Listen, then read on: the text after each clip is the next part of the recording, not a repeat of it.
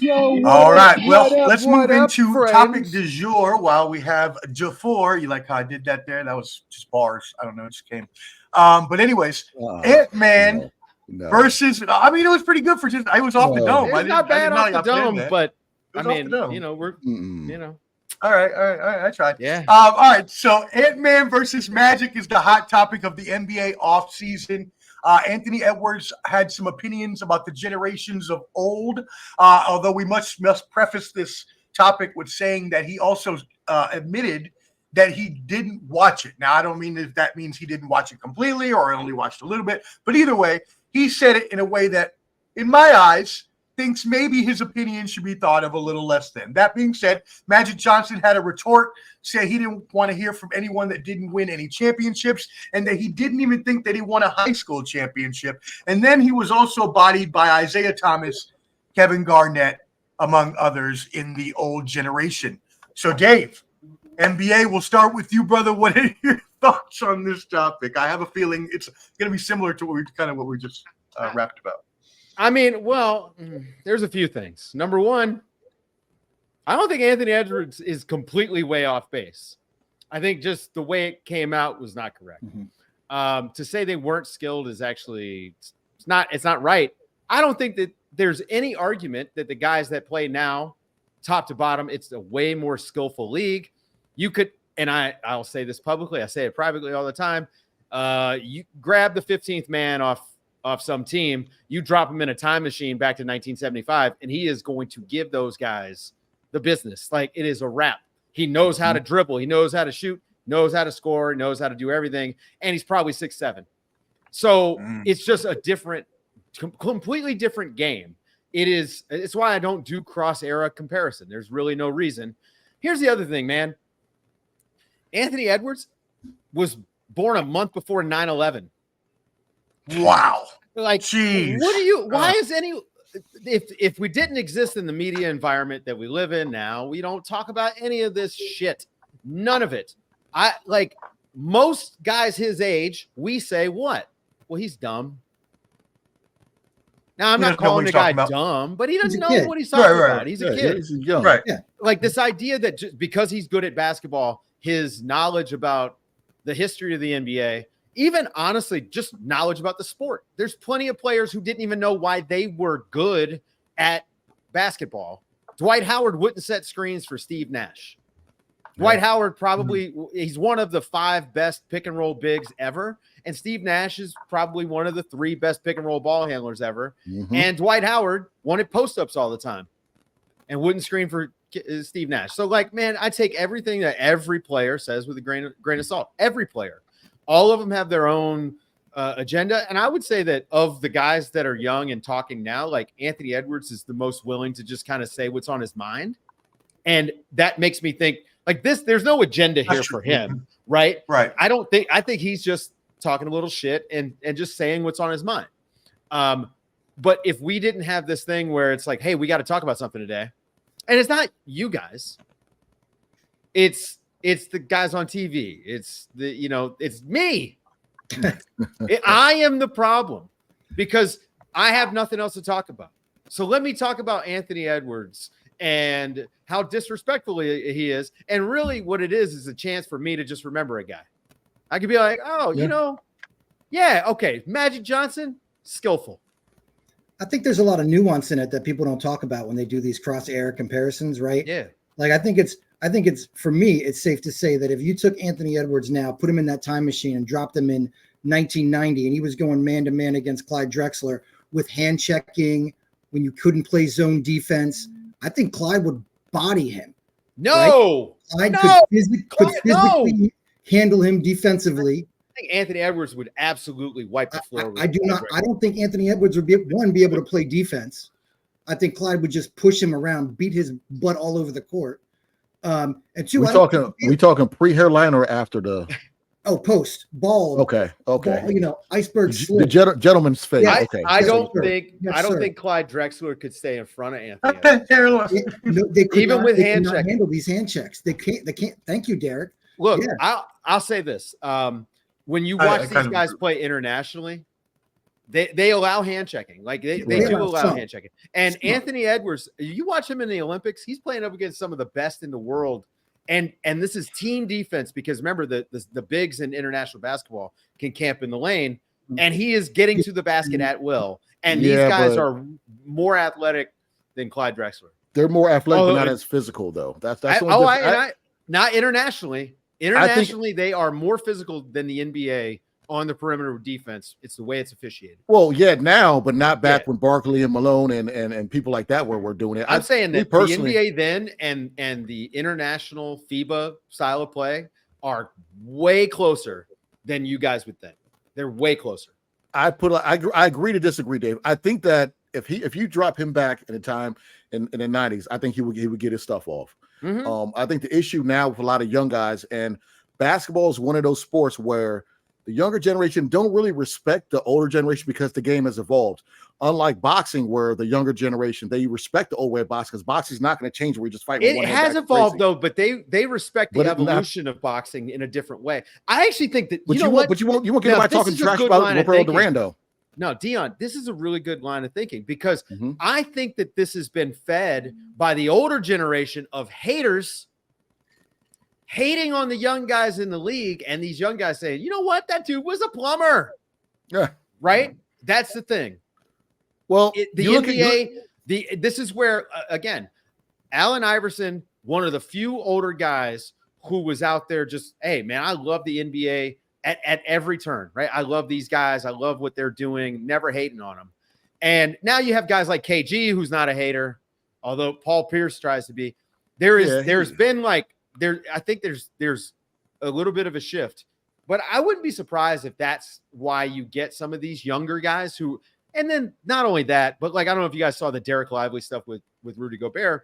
Players are just, it seems, way more willing to shit talk each other on a podcast. Yeah. Than any of us probably imagine. And I think it's because there's too many podcasts. Yeah. Who cares? Yeah. I don't know. I'd rather just shit talk you in real life. Well, I like about Brian Scalabrine, Mike Wheby's cousin, who is playing all the podcasters who talk shit about him one-on-one and bodying them. He is killing these guys. I don't know if y'all noticed that. I would destroy Brian Scalabrine. I'm telling you right now, Scalabrine, any podcast that talks shit, he invites him to the he's like, I'm 43 and he busting upside the head. I'm telling you. Tell him that shit is hilarious. Don't. Hey, Scals, you hear that up in Boston? You hear that? Don't let the red mamba come Mr. out. DeFleur is calling you out. Represent for your redheads, Wheby. Represent. Right. Come on now. Yeah, you get twice the ugly and twice everything else. You know all about Fire that. Your writers, Baja. Fire your writer. All right, keep it going. So I mean, I think I agree a little bit with both sides. I definitely agree that there's a lot of hate from both sides of this equation. The young guys hating on the older, and it comes to that whole divergence of the LeBron and Michael Jordan GOAT debate. Really, when it all comes down to it, that's kind of like the genesis of this debate. I don't have that debate. Well, some people do. I don't either. Some people do. There's no debate. There's no debate. Steph Curry they don't know. So we can just move on. Wait, what? Steph Curry is the greatest basketball player ever. That's it. Please continue. No. I've done this too many times. I'm not going to put you through it. Just that there has never been a player in the universe to ever scare the hell out of the opponent the way Steph Curry does. He caused an evolution in the sport never seen before. Never seen. Agreed. And from top to bottom and at every division and league on the planet, changed the sport. Period. One thing I will say about Steph Curry is that I've always said this from day one, when he came into the league, he had to figure it out. He wasn't gifted with the physical attributes like others. He had they were like, he can't guard him, but they thought he was gonna be like a JJ Redick type. And he carved a lane. And like you said, Dave, he has changed the game. You know, you got big dudes shooting half-court shots, you know what I'm saying? Back when we were playing, get your big ass down low, you know, post up. Now, you know, you can draw a straight line from Steph Curry to the way that Victor Wembanyama plays. Steph Curry is little Shaq when you think about how he plays on the basketball court, right? All five guys and everyone on the bench has to pay attention to Steph Curry the same way they did Shaq. It's just been reversed as far as where the gravity exists. with Shaq, like if Shaq played now with his internal gravity, imagine the kick out game that Shaq could average 12 assists a game. Easy in today's side game. note, I got to ask you this, Dave. Okay, you two, Wheby, and all y'all. And I always, if you had a chance to pick a team, right, and you had one center to pick, you had either Shaq or Hakeem. Who are you picking? I'm taking Shaq. You could see taking Shaq. Hakeem, but I'm taking Shaq. I'm taking Hakeem. Every single time he I'm touches. taking Hakeem too, just because he has the move set. Like My argument is, yes, Shaq was dominant, but if that's my first pick, I'm not taking my best guy out the game because he can't make a free throw in crunch times. Nah, That's That's fair. why that's the Hakeem. problem too. That's why I would Shaq take can be Hakeem. all right. Yeah, they James says didn't Hakeem double team Hakeem every time he touched the ball. Shaq was the most dominant player I've ever seen. Yeah, Shaq but with it's I mean, he not was. 3-point shooters. Listen, man, if you like Shaq in a modern environment right now, Shaq with a bunch of 3-point shooters, Be tough. it's kind of like Jokic a little bit Yeah, but Hakeem was because cooking Jokic people is so dominant. He cooked David Robinson and I think Shaq that year during Ramadan. I would say this though. I mean, it's a little bit of a different, and this is so where stupid. this is where it gets. It's gets true. That was tricky when during you talk Ramadan. about He was the cooking eras, right? That was I know, Drake I'm Madden, sure. killing them. Some of the stuff with like I think Hakeem really benefited a lot from illegal defense rules, and I'm not taking anything away because obviously I think he's like one of the 8 or 9 best players to ever play. But he got like offensively, I think the illegal defense stuff helped. Like now, like they would load up. He would be forced to become a passer way more often. I actually think if Hakeem is a guy who would be a totally different player now. He could play now. I mean, he would be. I mean, would he be Kevin Durant light? You know what I mean? I Like don't know. you think about the way he moves on his feet. Clearly had a jump shot. You think about just the difference in style of play now. Like if a guy like him was coming up with his skills, what does that even look like now? This is why I don't do the cross era comparisons. I like the He'll Robert always be a Williams. Raptor. I like the Robert Williams. Hakeem will always be a Raptor to me, just like Pat Ewing will always be a Magic. What? Who said that? Yeah, the rule changes really. They're different games. They're Yeah. totally different games. It makes everything really get because I can have a hypothetical where I create this perfect environment for I don't know, Bill Bradley. If you take Bill Bradley now and you put him in training when he's 5 years old, maybe he's a stretch 5. You know what I mean? Yeah. You can do this all day, and that's why it's better. Like I think it's better when the old players look at the young guys and say, "Wow, look at how different this is from us." You can see where like no one ever mentions like Mark Price and some of the stuff that he was doing, splitting pick and rolls, and how now every point guard does that. It came from Mark Price. But all anybody ever thinks about him with is shooting free throws. They just don't want to be forgotten nowadays. Now that everyone has a podcast, a lot of the old players. There's a lot of ego stuff in this, right? And this is the thing about sports, right? Like we used to go through like sports death used to happen a little bit differently, where guys would retire and they just go away, and now that doesn't happen. Yeah. These guys, I not only do I know too much about them while they're playing, they never disappear anymore, and I think that creates a lot of this intergenerational conflict. I don't ever think about this stuff though, so I need I'm a just Jerome Kersey spitballing. podcast. I need Jerome Kersey, Wesley Person's podcast. Person. I need a rifle man. I need him. Pause. Before I ask I this don't. follow-up question, I just don't no, think right, Jerome Kersey's going to do a podcast. Yeah, maybe Terry Porter. Who never know? Yeah, Jerome. Before I go Kersey with my- died like 10 years ago. Oh shit! You're right. Shit! Damn. Rest in peace. Dark moment. No, he's All right. A little morbid on the podcast. That's what the great white north. My bad. My bad. Thank you. I should have put that in the chat. Yeah. Thank Put you that in for the chat. correcting us. Oh man. Before I get to my follow-up, which I guess I can't really ask anymore because you said you don't like intergenerational comps, but I'm going to ask. I mean, anyways. You can ask. It's fine, but I'm just saying, like it just I can talk in circles on that stuff all day long. Okay. Before I get to that, I will say I agree with you that Steph is a generational player that has changed the game in terms of the way that it's played. Similar to, and we'll talk about her in a second, Caitlin Clark, similar to how she did. But I'm not going to call Caitlin Clark the GOAT, even when it's all said and done. Michael Jordan was just so much of a dominant player and so much more skilled than, in my eyes, everyone. And I'm a Larry Bird's my favorite player of all time. Everybody knows that. You're like two.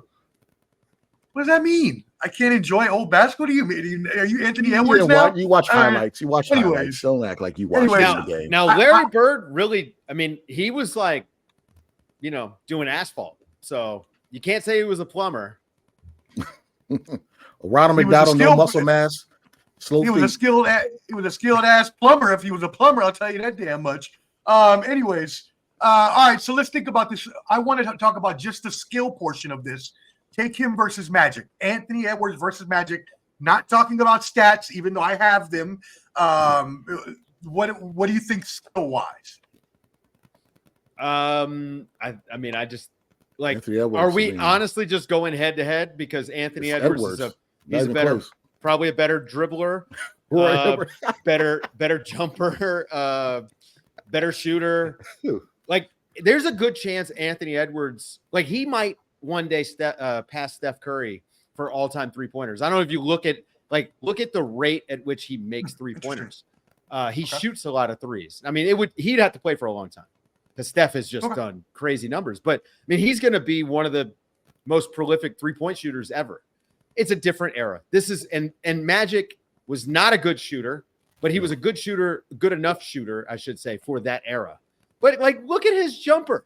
He barely had a left hand. It was like Jordan, barely had a left. Well, and that was always my thing about Clyde Drexler. He just no left hand, no left, none. I mean, so this is again difference in the sport, man. You take everybody in the NBA now, like there are just so few scrubs, and even the scrubs are not actually scrubs. They're just scrubs compared to some of the other guys in the league. But remember when Magic came back in the 90s and he was trying to do those look passes? Man, take that shit to the 80s, man. Get out. It was like so slow. Although like, low-key, Fat Magic was cooler.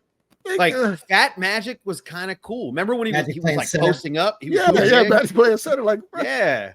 He was trying to do those like, bro, we saw that, granddad. We put the ball between your legs, do one of those. Like, we know what you're doing. Like Sean Kemp, like trying to guard him. Like, man, get out of here, bro. Yeah, exactly. That shit ain't working. Exactly.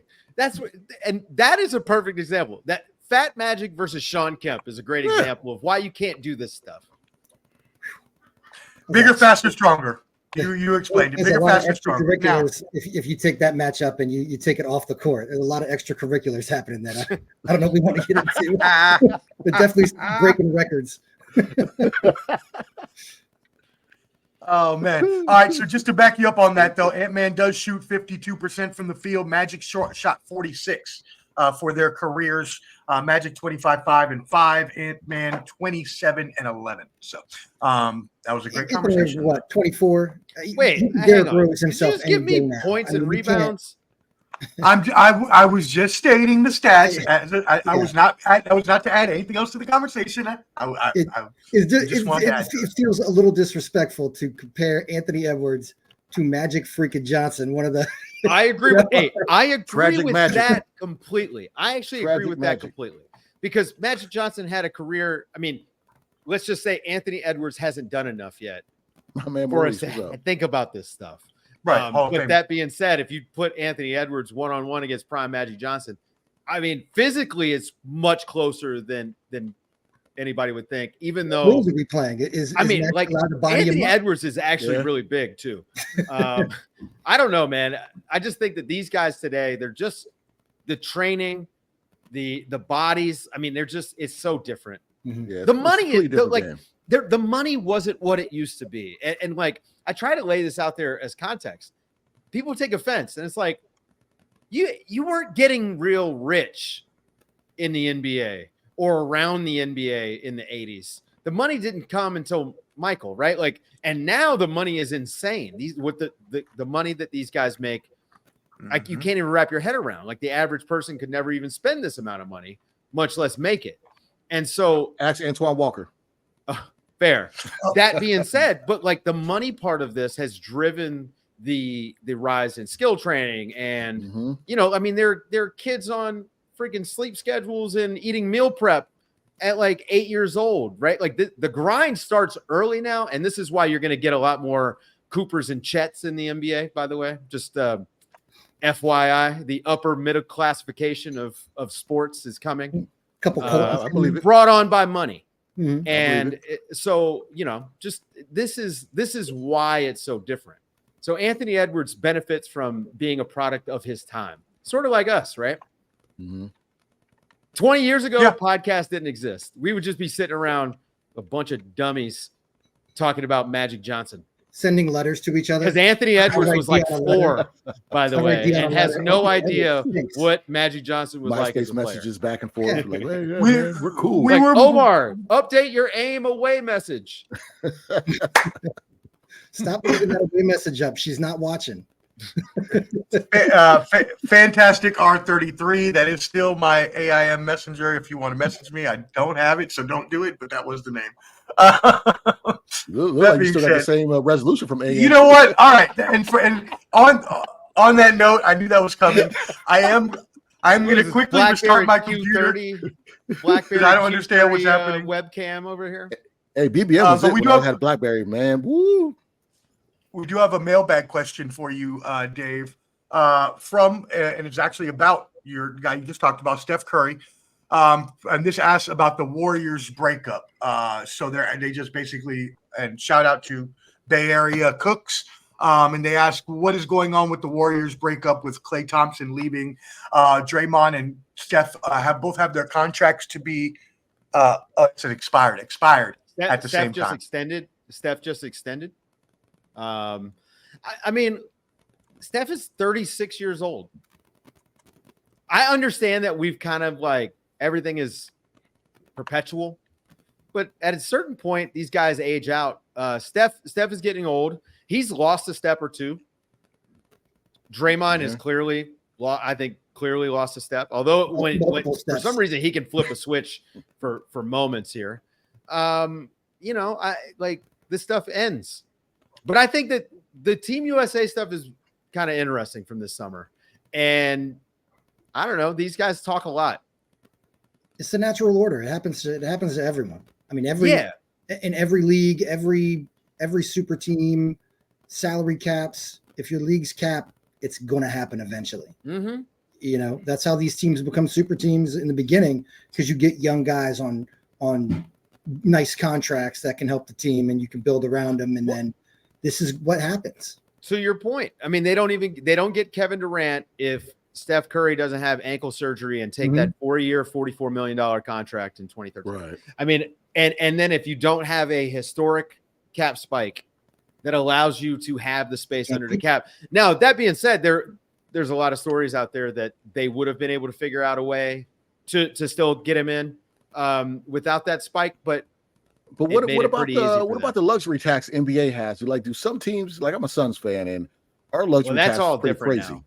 Yeah, so they kind of changed it. Like it's not as so now there's multiple levels to the tax, and it gets more punitive. And so when you get into this thing, and not to like bog you guys down with some boring stuff, but there's this thing called the second apron, which is where Phoenix finds himself. You can't like really make trades. It's very difficult. You can't sign buyout players. You can't trade draft pick. Like it just gets to be pretty punitive. Oh, we're done as far as team building goes. But who knows how real any of that stuff is? You know, like I'm not sure yet, because this is the first season that we're really dealing with it. They just did the new CBA. So okay. Yeah. Well, what about your Wizards, Mike? How you feeling about those? About them? I don't want to talk about it. Hey, they're in a better place today than they were a year ago. Yeah. You've got some organizational clarity. And traded Beal a year too late, but at least they did it. Okay, but they did it though. Thank you. He had an untradeable contract and they moved it. At least they blew it up. They did. They did the right thing eventually. Yeah. I mean, if you could build a time machine, you never give Beal that contract. You move him before that contract. And having the owner of the team undercut the GM and offer a no trade clause to Bradley Beal. Yeah, that was tough. Is insane. It's insane. Well, yep, and veto rights on anything, period. All of it. So it was tough. Now I'm reading about on Sun stuff. Like we're talking about, like they're talking about John Wall's looking good. We should sign him. I was like, man, no, not at all. No. Please don't.